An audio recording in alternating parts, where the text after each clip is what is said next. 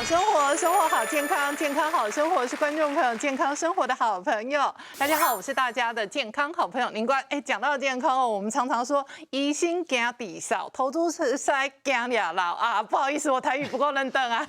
但是哦，医心为什么惊底少？真的哦，有些时候有些人的酷少一直不会好。那特别是每一次哦季节交替的时候，比方说温度变化很大，或者是湿度变化很大的时候，那个酷少哦。特别敏感的体质的人哦，很有可能从早少到晚。那到底为什么人体里头会有酷少的机制？酷少怎么样来健康生活调养呢？待会这一集健康好生活就要跟观众朋友来分享。好，今天陪我们一起分享的有6个好朋友。第一个好朋友是医生好朋友洪友祥医生，你刚好，各位观众大家好。再来是肝胆肠胃的专科医生好朋友萧敦仁医生，大家好。再来是家医科的医生好朋友陈欣梅医生，大家好。再来是中医师的医生好朋友吴瑜璇医生，大家好。再来是我们的料理好朋友秋香老师，大家好。再来也是我们的料理好朋友骆金汉师傅，大家好。好，先问一下洪医师，酷少哦，真的好像哦也不是什么大病。可是哦，体质敏感的人哦，有些时候真的是从早少到晚哦，没错。而且有些人连睡觉哦都边睡边少，所以哦，特别是哦酷少这种东西哦，有些时候是跟体质跟慢性发炎也有关系，然后跟环境的湿度、温度都有关系。对。其实不单纯只是呼吸道的问题，其实身体很多的疾病到最后都以咳嗽来当做一个反射哈。那我在讲说，其实很多时候为什么医生哈对于咳嗽非常头痛，是因为有时候没有把里面的原因找出来哈。我就先找一个我最近碰到一个案例哈。我门诊有一个高中生，他平常在我门诊是看那个一点点蛋白尿，规则3个月就会回诊。那看完之后，有一个他妈妈已经要离开的时候，他妈妈说：“洪医师，我可不可以再请教你一个问题？”他说他的小朋友很奇怪，一直咳嗽，一直咳嗽。那一咳嗽，最近只要一咳嗽，就会被他的老师同学都以为他染疫啊或者什么。但是他很奇怪，是他这种咳嗽哈，尤其是到晚上会特别明显。然后在白天反而比较少一些。那他也去看过中医，那有人说他的什么气管不好，那有一些看西医，西医就说啊，之前有一些什么后遗症的，他看了很多，也吃了很多的东西，可是感觉都没有改善啊。他问我有没有什么方法可以再做一些检查，或者说有什么药物？我就看了一下这小朋友的那些过去的那个病例，其实他很多过敏源，他不管对一些什么尘螨啊，对一些药物、食物、海鲜，其实都过敏。这一类的哈，如果在晚上过敏，我常讲说，那个你要去把它寝具找一找。我说你把寝具给他换一个新的，搞不好就会解决这个问题。下一次来之后，他就非常谢谢他妈妈，非常谢谢我。他说他把那个枕头套把它拉起来，整个里面都发霉有黄斑，他觉得有可能是一些霉菌什么吸进去之后，他说他自从换了一套新的枕头之后，再也没有夜咳了。你会发现，假设你没有把那个原因找出来，他可能会一直咳。我们在吃什么止咳化痰，那个都没有效，因为你一直在接触过敏源哈。我们在讲说为什么会咳嗽哈，其实咳嗽是一个保护身体的一个机转哈。人体哈其实需要那个空气，需要那个氧气，在我们的肺泡进行那个氧气跟二氧化碳的那个交换。肺泡跟我们心脏跟大脑叫做我们的生命器官哈所以当然是我们的肺很强壮，也很虚弱所以我们想说，当有一些异物。一些酸碱变化、冷热变化、干燥空气、辛辣食物，刺激到我们的那个喉咙、气管、支气管时，这些有一些那个叫做咳嗽接受器，就会产生一个咳嗽讯号。这些咳嗽讯号会传到我们的那个脑干，在眼脑那边，那就会经由一个运动神经告诉我们的肋间肌负压。大量的把它咳出来，为什么？因为怕东西跑到里面去。但是大家有没有想过，只要一点点水1粒米，你吸进去之后，你会一直想咳，没有咳出来，有时候就会变成吸入性肺炎了哈。所以你会发现，事实上它是一个保护的机转哈。但是我刚刚讲说，咳嗽很多慢性咳哈，为什么很难去治疗哈？因为实际上有太多的问题，不是单纯就第一名当然是呼吸道的问题。呼吸道最常见的还是像一些呼吸道的一些感染哈，病毒、细菌、霉菌这些都会哈。那另外第二个问题叫做鼻涕倒流，这个有一个特征哈，也是在夜间哈，晚上这个大部分都有一些像一些慢性鼻窦炎啊，或者说有一些鼻蓄脓的问题，只要睡觉的时候，他就开始咳嗽哈，所以夜间咳嗽这个也要列入鉴别诊断。另外叫胃食道逆流。这个通常会有一些那个我们讲是火烧心那种症状，或一些肠胃道的一些症状，那还有喜欢什么喝饮料啊、吃甜食这一类的哈。那当然，我刚刚那个案例叫过敏性的咳嗽，过敏性的咳嗽常常有过敏体质，所以我刚刚抓出来是因为它好多食物、药物什么都会过敏哈，这个就要特别小心。那气喘咳哈。特别容易发生在季节变化的时候，还有清晨。为什么清晨天气冷的时候就会产生这种气喘咳哈？那咽喉的问题常常是在那个一些常常讲话的，像主持人、老师、唱歌的哈，因为他会声带会节俭哈，这叫咽喉的问题。但肺癌在台湾比较常见，男生还是跟抽烟、空污，女生还是跟那些我们讲油烟有关系哈。所以咳嗽的原因，如果长期咳，还是要找我们的耳鼻喉科或胸腔科去做一些鉴别诊断。真的，所以肖医师临床上也会遇到很多胃食道逆流的患者，他其中一个症状之一是经常性的咳嗽。对，要讲说这个咳嗽哦，我们先把咳嗽分成大概急性、亚急性跟慢性啊，因为我们用时间来界定了哈，小于3个礼拜就是急性咳嗽。那这个通常就跟感冒有关系，还有伴随一些其他感冒症状，头痛啊、发烧这些哈。那亚急性3到8周，这大概一般跟上呼吸道感染就感冒有关联，它就是留了一点后遗症，比较慢好了哈。可是只要大于8周的话，我们就叫做慢性咳嗽。那我们在肠胃科会接受到的，其实大部分都是慢性咳嗽。医生所有耳鼻喉科、胸腔科该看的全部都看完以后，它就是没有比较好，这个时候才会想到说，会不会是跟您刚刚讲的说跟胃食道逆流有关系？所以我们来看说。假设一个慢性咳嗽已经咳8周以上，可能是就这4个原因哈，一个是上呼吸道的疾病哈，包括刚刚的鼻涕倒流，就是鼻窦的问题，过敏性鼻炎，因为鼻涕倒流会刺激咽喉，还是会咳。那气喘，好，那再来就是胃食道逆流，那再来是下面肺部的一些问题也会咳到8周以上。好，那我现在要举个例子哈，有一个76岁的老先生，好啊，他因为他年轻的时候得过肺结核。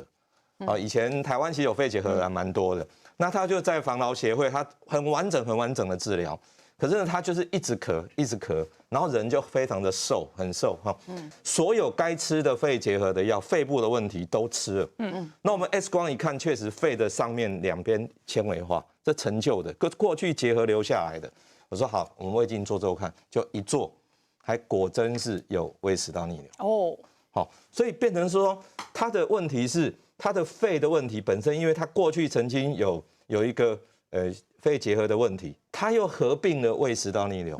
那我们给他药物就是用一些 PPI 让他的胃酸降低，再加了一点点自律神经调节剂。因为弄了半天，原来这个老先生个性还是比较容易紧张。特别是咳这么多年，一直怕自己什么问题就很紧张。就药物用下去以后，他过1个月再回来说，哇，已经好了6、7成了。好，所以。要提醒我们所有的观众朋友，就是其实慢性咳嗽的原因，它有可能不会只有一个，可能是1+2或2+3。那所以有时候要鉴别诊断，这样才能够解决问题。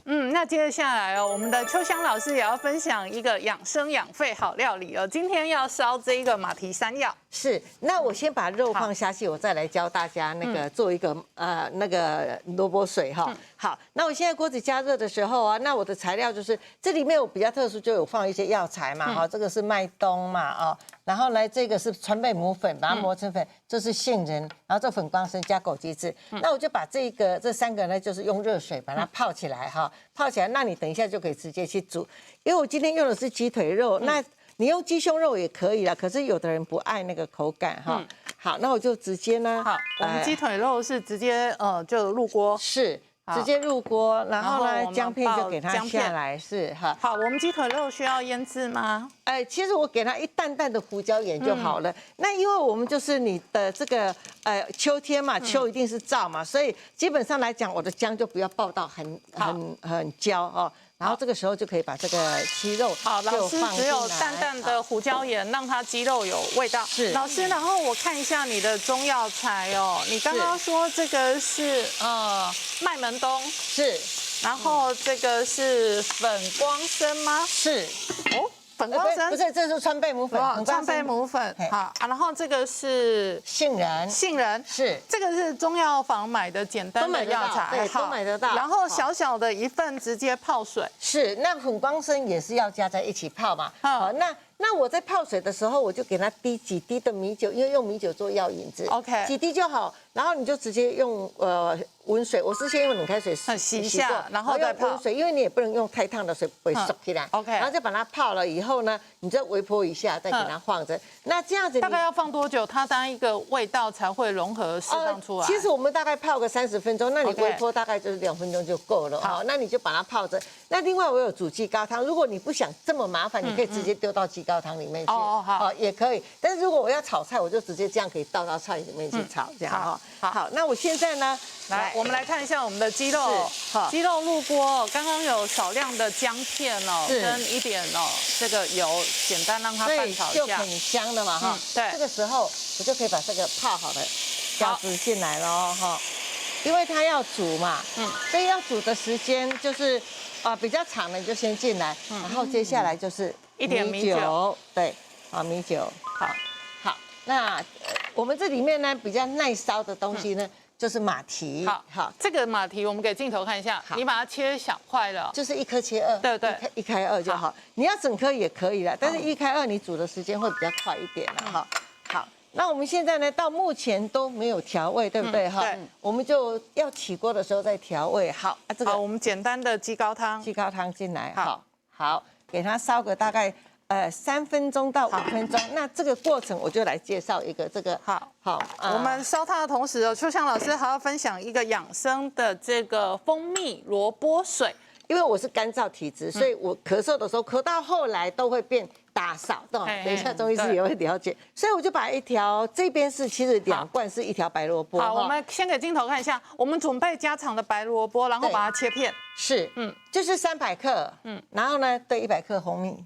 好，300克对100克红米，然后你把它表皮洗干净，好，洗干净，然后脱水去水，不用，你就洗干净先擦干，然后就把它切片，然后切片了以后呢，你就可以这样放进来。好，放进一个容器。我们今天用玻璃罐，其实如果你用保鲜盒也是可以的。可以。好，但是因为玻璃罐有玻璃罐的一个好处，它就是说，它等一下会密封，然后。它在倒的时候也会比保鲜盒还来得好倒哈。好，所以家常的萝卜真的大家可以实验看看。这个跟蜂蜜柠檬片很类似啊，只是柠檬片是切柠檬片，你切的是萝卜片啊。是，好，刚好刚刚好，你看很神奇哦。然后呢，蜂蜜这样子倒下来。这样就直接腌制了，是不是？对，它就会慢慢下去。腌制多久会入味啊？就是会长成这样，它好像还会出一点水，对不对？对。要不要放冰箱？要。腌好之后把它密封，然后要放冰箱。对。然后多久会入味？多久会入味哦？大概这个我才腌12个小时，但是你其实腌6个小时就可以吃了啊！真的。你腌好，它本来好，我们给镜头看一下，是满的，像这样子挤不下去的。我在家里会用筷子把它搓一下，然后呢，你要它会一直沉下去，你要这样子，让它不是，让它是不是会整个混浊？会融合。所以你看用 Gucci 啊，对不对哈？或者是你用这样子也可以哈。就问你这拢安怎啉？我都是加水。我的意思是说，比如说早晚喝，还是一天喝多少？我大概我自己的多少，像你这样子一杯的话，一天大概喝到4次哦。真的啊？早晚还是怎样？早晚睡前那个一定要记得喝。你睡前喝了之后会降低你的干咳，对，会降低干咳。但是你记得，你睡前的时候，我们加的是温开水，不是热开水。OK。那我们如果老人家他会讲说冷的不行，那其实小孩子常温的水就可以了哈。最典型的气喘，它可能从头到尾就是用咳嗽表现，所以其实要特别小心的是咳嗽，真的有可能是单纯的一个气喘问题藏在里头。最怕的是有一些全身性的症状，甚至有一些呼吸衰竭啊，而且一些比较严重的并发症。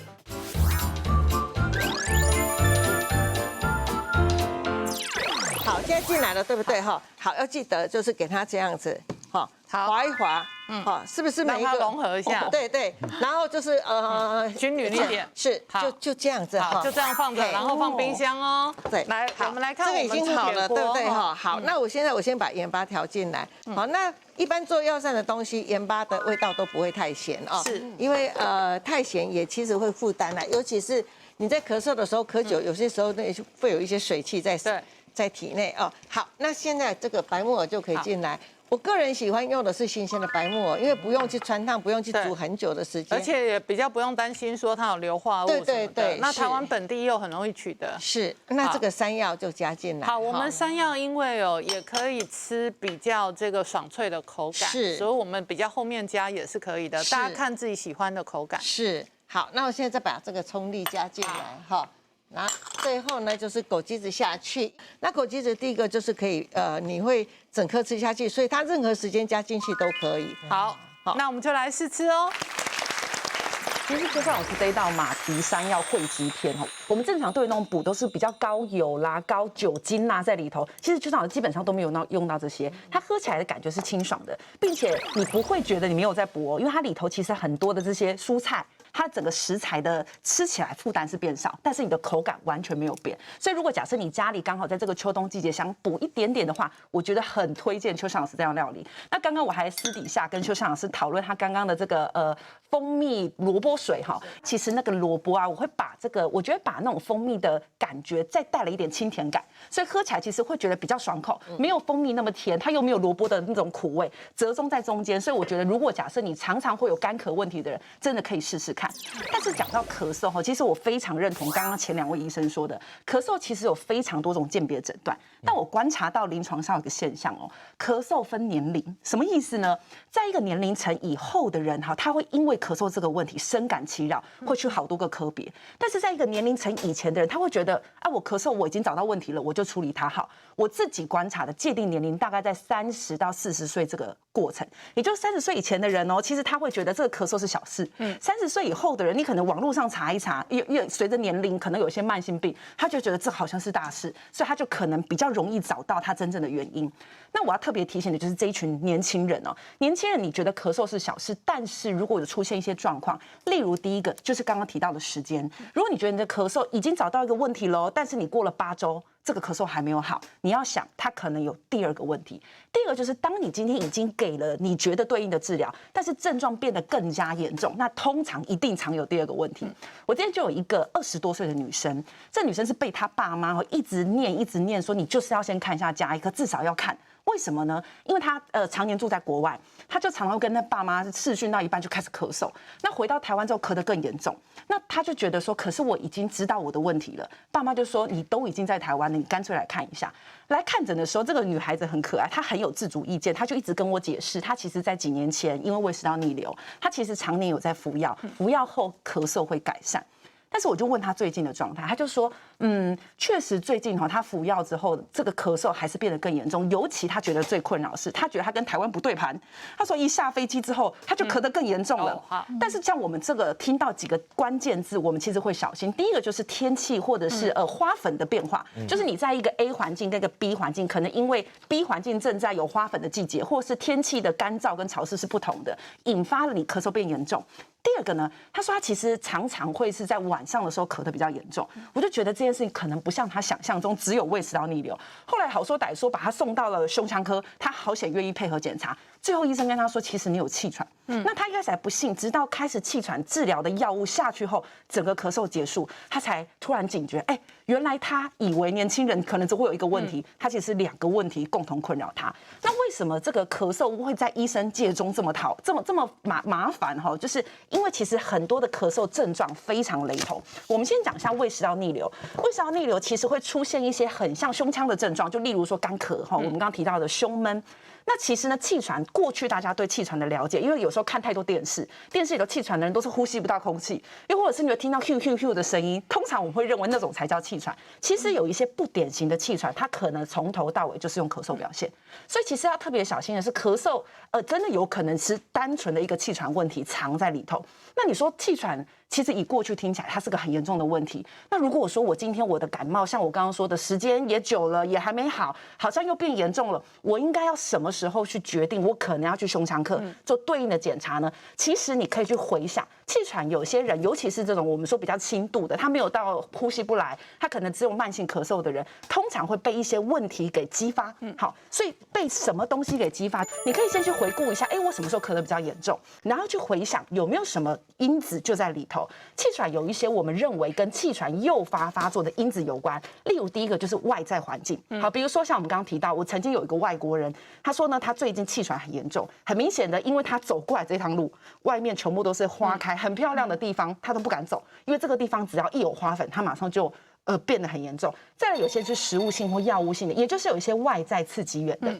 第二种，其实有一些人啊，因为其实气喘跟这个气管的收缩有关，所以有些人在感染后会比较严重，所以有些气喘发作特别严重，我们回过头去问你前段时间是不是感冒？例如像前一段时间这个 COVID-19 还是比较盛行，真的就有一些旧的气喘的人在感染后，气喘又诱发的比较严重。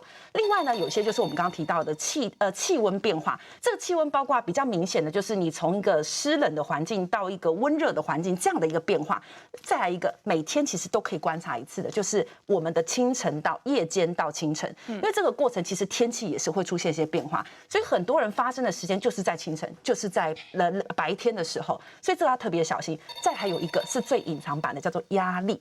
我们真的发现有一些人气喘发生是在他上一段时间里头正在准备一个很大的大考，一结束之后哇，气喘就严重发作。所以假设你发现你的咳嗽合并着好像有一些事件后特别明显，你又觉得我应该没有气喘史吧？还是建议你去胸腔科走走看。真的，那我也请教吴医师哦，中医也会经常遇到很多患者哦，事实上哦是有慢性的咳嗽问题。我有一个病人，她是83岁老奶奶，她长期呢来诊所是看一些调整肠胃啊、便便顺畅度啊。可是有一天呢，她来门诊的时候，整个人状态不太对哦，就是人很虚弱，面色很苍白，走进来的时候走得非常非常慢，坐下来甚至有点喘，然后带有一些咳嗽，那些痰是咳不太出来，感觉有一点深，然后声音不是很浓，然后整个人很虚弱哦，整个快趴在桌子上。那我就问那个陪同的女儿嘛，问她说：“奶奶这样子咳几天了？”她说：“大概2到3天啊，不知道为什么突然咳得这么严重，半夜都在咳，然后甚至呢，我看到她有一点喘的之余，甚至这边缺盆也有一点点起伏。那这时候我们中医的那个警铃呢，就会响起来，就觉得这不太对劲哦，跟我们一般看的病人不太一样，我就会建议她女儿一定要带她去看西医。那隔天呢，我们就电访嘛，电访女儿，确实哦，她是支气管肺炎。对，所以老年人咳嗽真的很危险哦，而且他们的排除痰的能力没有那么好，肺功能也比较差一点，所以家中的老年人呢，如果在咳嗽，一定要非常注意。好的，我们中医门诊呢，常见的肺病寒热呢，有大致上分为2种，一个是寒，一个是热。那外感风寒呢，常见的症状就是咳嗽啊、怕冷、鼻水、鼻流一直滴下来那种的，再来是鼻塞，还有寒被包在里面无法散出来。那另外一个呢，就是热象，常见的就是喉咙肿，非常非常的痛，然后痰很黏，咳不出来那种，还有伴随着发烧啊、口渴、鼻涕比较黄一点。那我们要特别注意呢，常常咳久了会变成气虚跟阴虚。那气虚呢，你就会觉得非常非常的累，讲话还会比较喘一点点。那阴虚呢，就是常见的是我们到了下午或者是半夜会觉得整个人压起来那种，会让你整个盗汗、睡不好啊，然后进而影响到白天的工作力比较下降。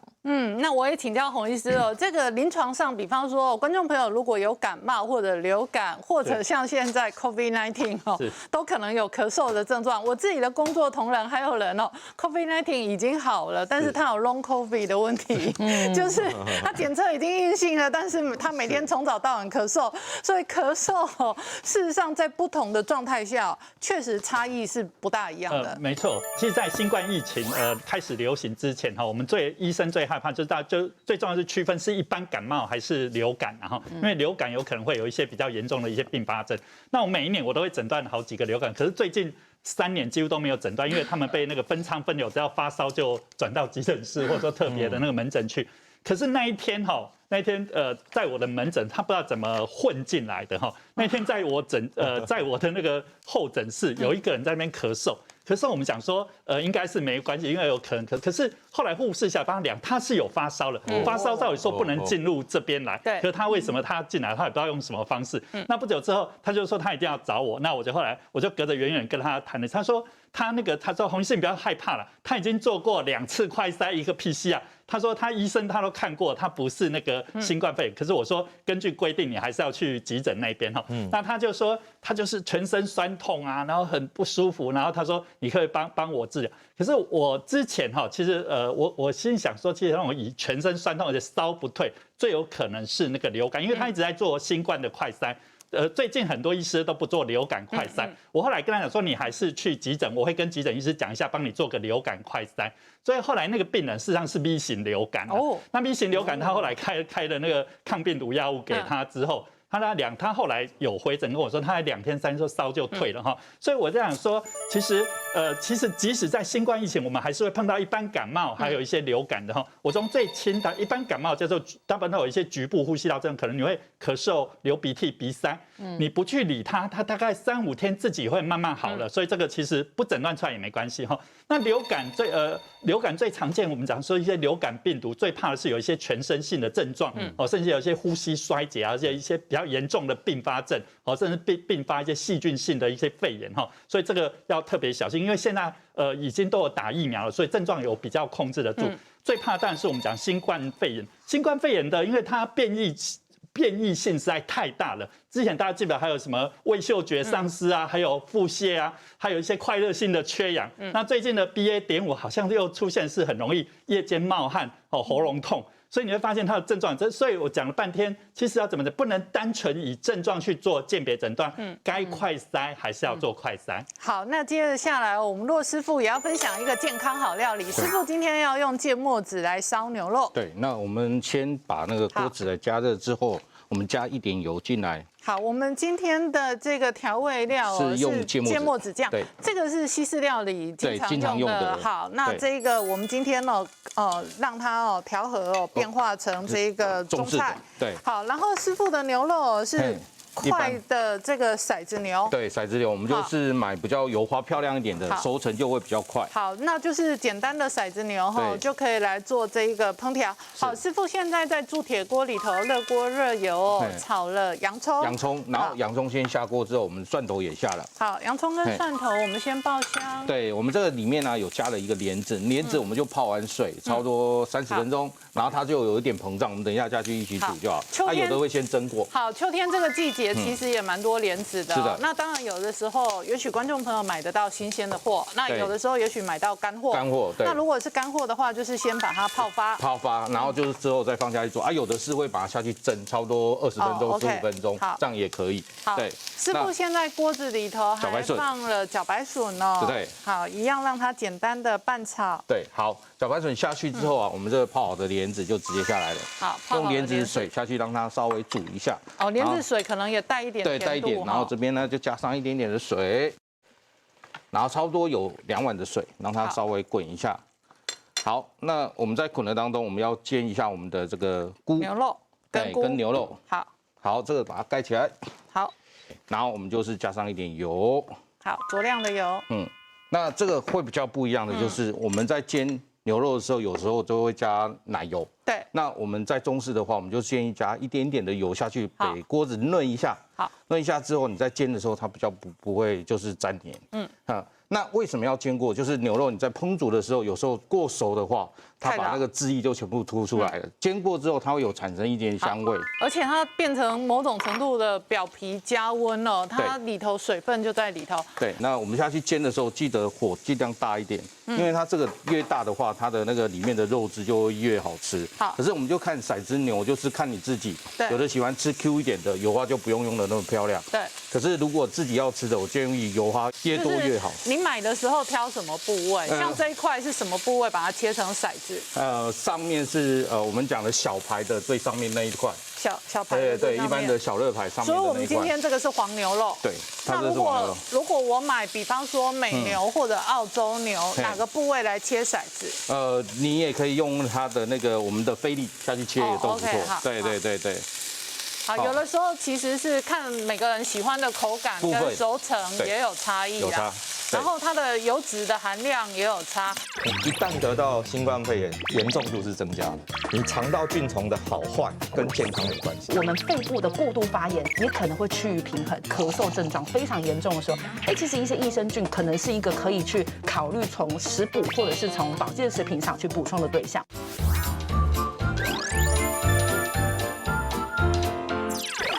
美牛跟澳洲的油脂含量跟口感也有差。有差，像美国的话，它的肉质就比较软，对然后澳牛的话，肉质就会比较硬。可是油花的话，如果要好吃的话，大家都会吃美国牛。好，对。我以为你要说和牛，我现在还是在高档超级那当然你市场。最高档就是和牛了。我每次看到日本和牛，白色的部分比红色的多，对啊我都觉得那在吃肉还是在吃油。也原则上是在吃油，医生他们就很不喜欢，可是有的医生就超爱的。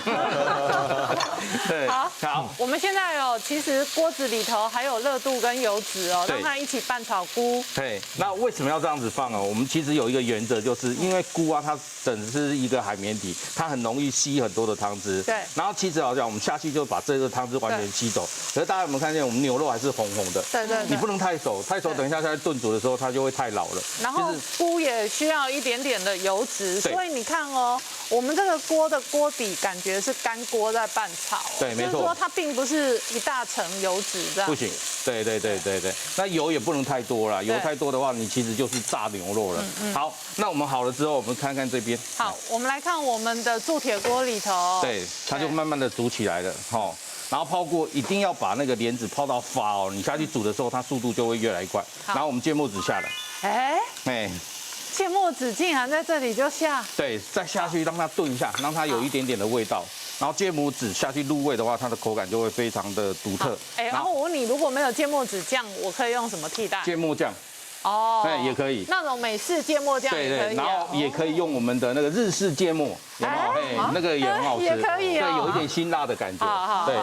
好，大家在家里头有酱料，其实有的时候可以多做实验。对，因为厨房有的时候是实验室。对，也是一样。然后因为芥末籽啊，它本身的口感其实有一点点酸酸的，然后辣辣的，所以加少量的糖。对，少量的糖，然后我们加上米酒。好，少量的糖，少量的米酒，然后放了一点酱油。然后好了之后，这个煎好的这个牛肉我们就直接放进来了。好，然后它整个香气就会在里面滚。滚了之后啊，我们就很简单的，因为我们没有去勾芡它，对，那没有勾芡它的时候，我们就用我们的这个简单的中式西式的一个起司，让它去勾一点点的芡汁。煮过的起司跟烤过的起司味道不一样，不一样。煮过的起司它会有一点点浓郁的效果，好像是我们讲浓汤那种感觉。对，然后加一点点的葱花。好，然后起锅之前，我们加上一点点的黑胡椒。好，那我们就来试吃哦。真的是非常好吃。其实肉师傅里面又放的这个红喜菇了哈，又有莲子哈，那这些东西事实上它纤维质很高。好，在享受牛肉高蛋白质的时候，有纤质哈，甲鱼甲巴、马来菜嘎哈，这样配合起来，事实上对人体是不错的。特别是这些高纤的食物哦，对养我们肠内的益生菌很有帮助了。因为我们今天在讲这个咳嗽哦，有一种咳就是会过敏咳，对，那这过敏咳事实上就跟免疫力有关系了。好，那最近哈，实际上2019年哦，很有趣是，英国的卫生系统跟美国的小儿科医学会，他们都共同出来声明说哈，建议家长不要去用益生菌去预防小孩子感冒、气喘或者过敏性鼻炎。那个报告一出来，大家都觉得很傻眼，因为事实上这20年来哦，所有益生菌跟健康的关系报告一直出来。不管是跟肠道的、跟免疫系统的、跟代谢的、跟神经的，越来越多。那这2年的新冠疫苗、新冠肺炎的关系哈，我们都知道一个叫做肠肺轴。对，事实上就很清楚知道说，你的肠道菌丛假设不好的话，你一旦得到新冠肺炎，严重度是增加的。所以事实上所有的报告都指向说，你肠道菌丛的好坏跟健康有关系。那我觉得现在比较平心而论哈，我们怎么看这个事情哈？因为这些非常官方的这样讲说无效哈，但是现在哈，今年1月份，2022年的1月份，意大利有一篇论文哈，他们是小儿科哈，他找了422个小孩子，那分2组，一组吃益生菌，一组吃假的，可是这益生菌呢是什么菌呢？乳酸菌的 LS01菌株。吃到比菲德氏菌的 B632菌株。它这什么意思哦？它的意思是说它是很特殊的菌种。那这个吃下去之后，连续吃8周，结果呢，有吃到益生菌的这一组呢，气喘的发作明显就下降1/3。哦，事实上这个只是所有那么多的研究其中一篇。对，包括日本还有很多什么C23啊各种，它就专对某一种特别的菌株，然后对某一种疾病来做研究。对，好，所以现在我们应该这样说，因为菌株或许很多观众朋友不清楚，我们是界门纲目科属种嘛，像我们人就是人种，那我们有白种人、有黄种人、有棕色的、有红色的，有各种不同的。事实上，细菌也是一样，已经一样都是那个菌了，可是还有不同的菌种。不同的菌株，所以要有效的话，一定要特定的菌株。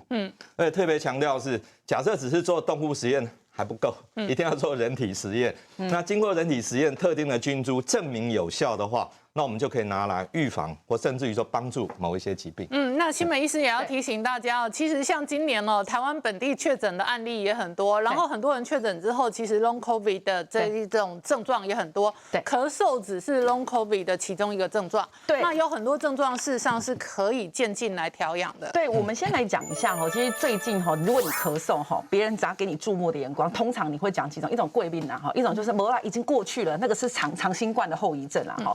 其实长新冠症状到目前为止真的很多样项目哈，但是比较常被讨论的，比如说第一个脑雾，什么东西记不太起来，再来就是好像还没全好，比如说你的咳嗽啦，甚至你的症状好像还在，只是症状从本来的100%变成只剩下3到5%。好，那还有一个很常被讨论到，就觉得疲倦感，觉得整天的那个精神就是使不出力气来。那其实到目前为止还没有办法直接对于长新冠的原因给予一个明确的答案。如果给了，我相信大家都会很轻松哈，长新冠可能再给一个对的药，它可能就结束了。但目前来讲，还是认为有很多种原因，所以我跟大家讨论一下这些原因。为什么要讲这些原因？因为就可以对应，其实在中医有所谓的新冠1号、新冠2号，在营养学上，其实有一些营养素可以针对这些问题去做一点算是调理的动作哈。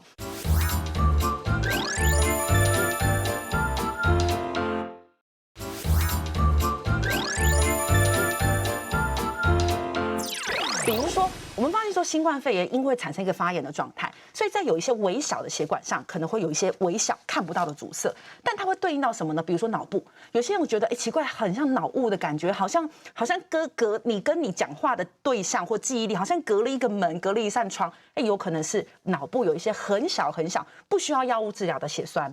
这个第二个，其实在我们临床上真的有观察到一个现象是，有一些特别的人，他在得了新冠肺炎之后，身体本身自体免疫的抗体被诱发起来，又或者是有一些人，他以前旧的酸痛，比如说肩膀酸痛，结果得完新冠之后，哇，这个发炎的状态变得非常严重。我们发现有些长新冠的人，他后续会出现一些免疫的混乱，好像我把我的这个免疫全部叫起来对抗新冠肺炎，对抗完的结果就是太超过的人，收不回手。好，所以这时候免疫紊乱其实要特别小心，有可能会造成过度发炎。有一些你潜在有自体免疫倾向的人，就可能在这个时候被诱发起来。另外呢，有些人认为说身体的免疫不够的时候，它可能会变成你持续性的长新冠藏到你身体里头，变成一种持续性微弱性的感染。所以为什么有些人就会说，他好像长新冠，有些人可能5天后就没有被验到，有些人一口气2周，甚至20天，甚至1个月，他还是验得到新冠肺炎的病毒。有些人认为是跟持续性的新冠肺炎还留藏在身体里，可能跟免疫力有关，是有关系的。再有一个比较少被讨论，叫做新陈代谢受损。他讲的新陈代谢比较不是我们认知的糖尿病啊、高血压，比较叫做一个叫粒线体的东西。粒线体是我们细胞中的一个胞器，它负责我们的产能。那在一些比较严重的感染的时候，粒线体是会受伤的。所以你可能从100颗粒线体只剩1颗在工作的时候，你就会觉得我怎么今天的动能变得非常的差。很多人都有长新冠哈，我听过几个比较悲惨的哈，让大家知道你可能不孤单哈，还有人比你更惨。我之前遇过有一个是他呢长新冠后的这1个月哈，这个1个月他最困扰的是他只要一走动跟运动就会喘，那平面走一点点 OK， 问题是爬楼梯。那这样干扰生活品质他真的干扰，他多干扰呢？因为他发现啊，他只要是爬楼梯这个动作，他就不行。他算过，他最极限觉得已经快要往生的那种，在2楼。问题是他家住在公寓的4楼。所以那不过每天都要往生。所以他后来就决定了，他不要这么痛苦。他那1个月就住在他2楼的朋友家，然后整住了人家家，吃人家家，住人家家住了1个月的时间。好险，还有一个个朋友住在2楼啦哈。另外一个呢，是因为其实现在大家很多人可能身边都有确诊者，可是，在最早期的时候，其实确诊。好像大家的人就会给你投以异样眼光。那个病人呢，是他在最早一开始的时候，其实就罹患了新冠肺炎，但是他的这个症状叫做干咳，好，所以他每天上班非常痛苦，因为他真的咳嗽，也真的确诊过，所以他每天都要戴2层口罩，给所有的其他的公司同事说，你们都不用担心，我自己已经保护好了。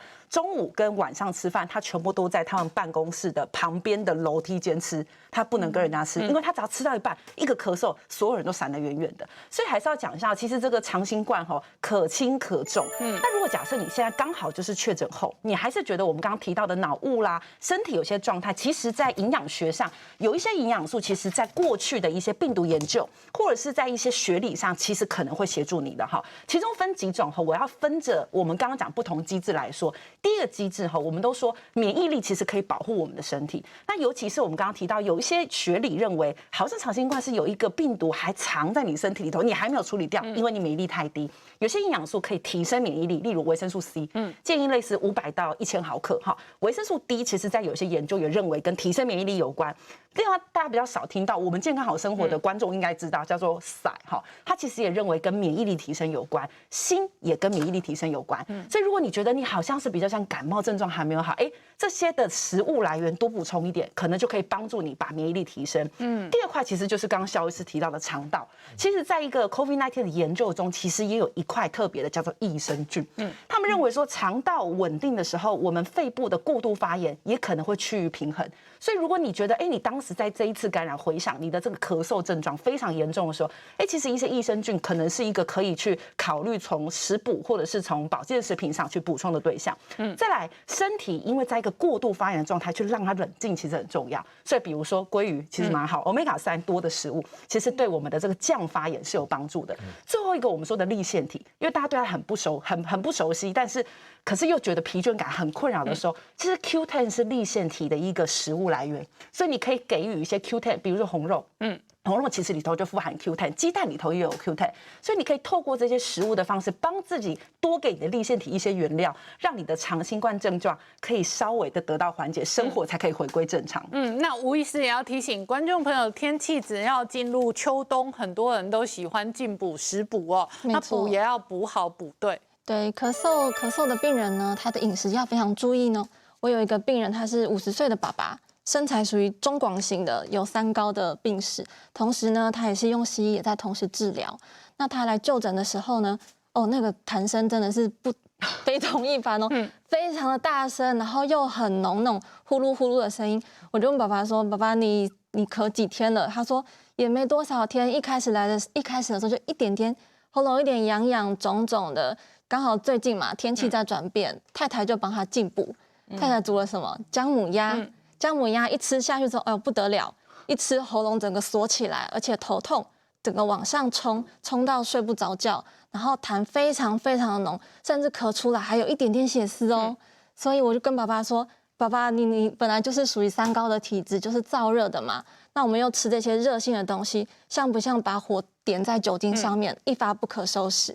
那我们来看看呢，咳嗽它的饮食要注意哪些呢？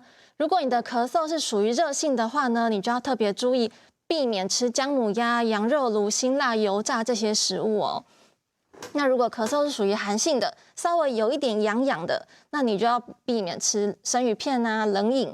那如果是咽喉很干燥，咳有一点咳不出来，痰很少的话呢，那我们就要喝一些温开水来润喉。那这样吃一些银耳秋梨蜂蜜其实这个喉咙干燥其实蛮像我们长新冠的症状到后期呢，你就是觉得喉咙有一些干干痒痒的，说要咳也不是很严重，就是稍微有一点喵喵。那如果其他是因为比较严重的脏腑引起的咳嗽，那我们就必须要找专科医师来做治疗。那我在这边呢，推荐大家一个罗汉缓咳茶，好，它的成分这个也是一个中医推荐的养生养喉咙的茶。对，没错，它的成分呢有玄参、麦门冬、还有生地、还有北沙参跟玉竹各2钱。然后同时呢，我们选用1颗罗汉果，捏碎之后呢，用棉布包起来，对，加进1000 CC 的水里面呢，煮3到5分钟，放凉之后就可以饮用喽。它们同时呢，可以补我们的肺气，还有肺阴。同时，罗汉果它有一点点的甜，其实小朋友也蛮喜欢的哦。好，谢谢罗医师的分享，也谢谢我们这么多好朋友的分享。我们今天分享的健康好料理的食谱跟做法，也都会 po 在年代Munch台健康好生活的脸书，还有 LINE 跟 Telegram 的官方账号首页。我们影片还会上传 YouTube 官方频道，欢迎观众朋友扫描 QR code， 欢迎大家订阅跟收看。那健康好生活，我们下次同一时间准时再见，谢谢，拜拜。